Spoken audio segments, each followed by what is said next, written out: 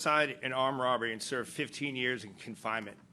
Due to countries that won't take their citizens back, this individual was released back into the community under ICE supervision to prey upon people again. Another individual sentenced to life in confinement, convicted of first-degree murder.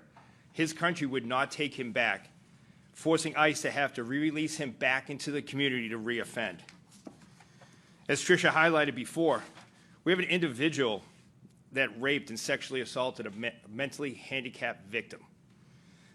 Because his country would not take him back, ICE had to find a third country to take him back so we can remove this public safety threat. You know, as a career law enforcement officer and a career officer with ICE, I've been dealing with these recalcitrant countries for years, having to see repeated murderers, sex offenders, violent criminals re-released back into the United States because their home countries would not take them back. Yet under President Trump and under the leadership of Secretary Noem, we are now able to remove these public safety threats so they won't pry on the community anymore and they won't have any more victims in the United States. With that, I'll turn it over to my Deputy Director, Madison Sheehan. First of all, ICE would like to thank President Trump and Secretary Noem for their steadfast commitment to the American people and the men and women of ICE. Our commitment here at ICE remains the same, that we will remove the worst of the worst from your communities, including the list of people that are up on this board. As we work every day to make the American people safer, we see activist judges stepping in a way that we have never seen before to put criminals first and not the American people. This judge wants these criminals, these rapists, murderers, out on the streets in your communities. ICE will not let that happen and will continue to fight and put the American people first as the mandate President Trump received to make sure that we keep America safe. Thank you. Thank you, Madison. And with that, we'll take just a few questions. Say your name and outlet, Ted. Ted Hesson with Reuters. Can you clarify, are these 8 people that you are trying to deport to Sudan or South Sudan? And if so, why South Sudan? Where are they now? And are these the only 8 on the flight, and are there others? These are the only 8 on the flight. Because of safety and operational security, we cannot tell you what the final destination for these individuals will be. Brittany, Axios? The judge asked that you keep these individuals in U.S. custody once this flight lands. Is that being followed through? Has the flight landed yet? Do they remain on the plane, essentially? They're still in DHS custody as far as their exact whereabouts, again, because of operational security and given these are such violent criminals, rapists, child rapists, as I've mentioned, we cannot disclose that. One more follow-up on recalcitrant countries. As you're looking for these third countries, can you just elaborate on how you're working with the State Department to identify these potential partners and what other countries are on the list? Obviously, El Salvador, potentially South Sudan, a few others have been floated. Could you just clarify that? Yes, State Department has been a fantastic partner in brokering these agreements, again, especially when it comes to truly the worst of the worst individuals, countries that did not want to accept these heinous individuals. We're grateful that we found a nation through the State Department to do that. Todd, would you like to speak further to these? No, I would just like to say that, you know, these individuals did receive due process. The Safe Third Country Agreement is in the Immigration Nationality Act, which was enacted by Congress. So as I said, as throughout my career with ICE and being a career law enforcement officer in immigration, we've dealt with these recalcitrant countries for years.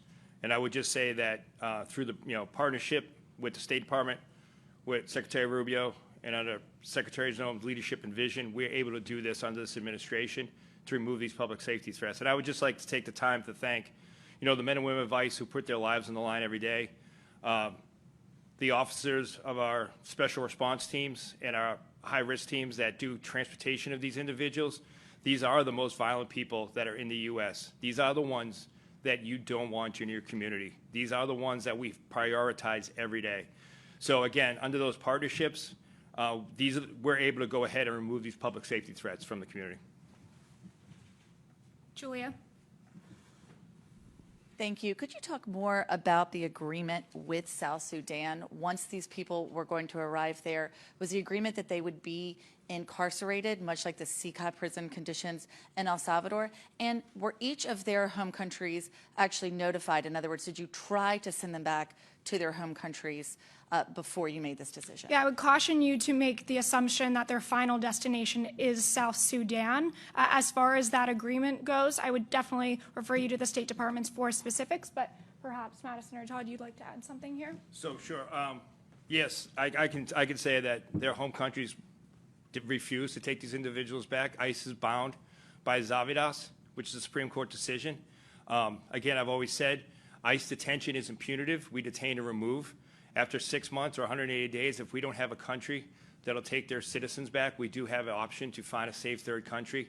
And in all these cases, these individuals were from countries that were recalcitrant or had impediments or life sentences that led to them not being able to move to their home nation. So for that, ICE would go ahead and follow the laws enacted by Congress to find a safe third country. South Sudan is considered a safe third country?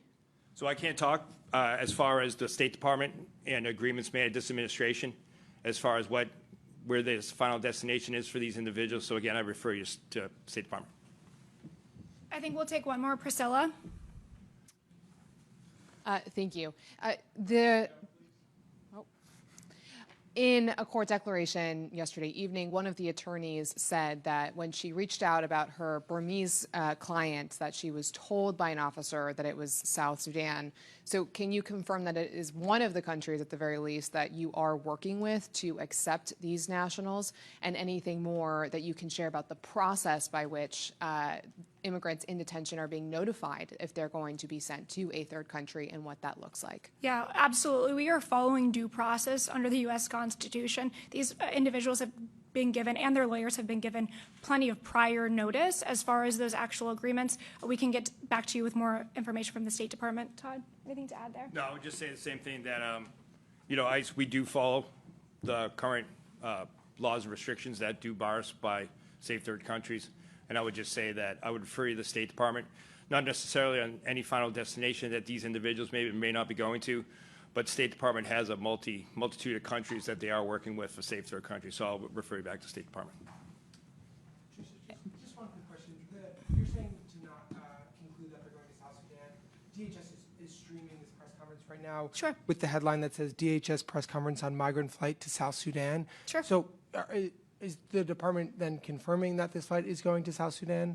We're confirming the fact that that's not their final destination. So, I mean, we have deportation flights that logistically move domestically within the United States. That doesn't mean that their last stop is internally within the interior of our country. So, absolutely not. But before we leave, you'll note that I have not we gave you the names of these heinous individuals, but we didn't say them out loud. But what we should be saying out loud is the name of the American victims, these people who they've victimized. And I've rarely seen anyone in our press corps actually write about American victims. So I would encourage you, I would implore you to start writing about Americans and not just doing the bidding of these disgusting individuals. Thank you for your time today, and we'll see you next time. Can you just clarify, has a flight...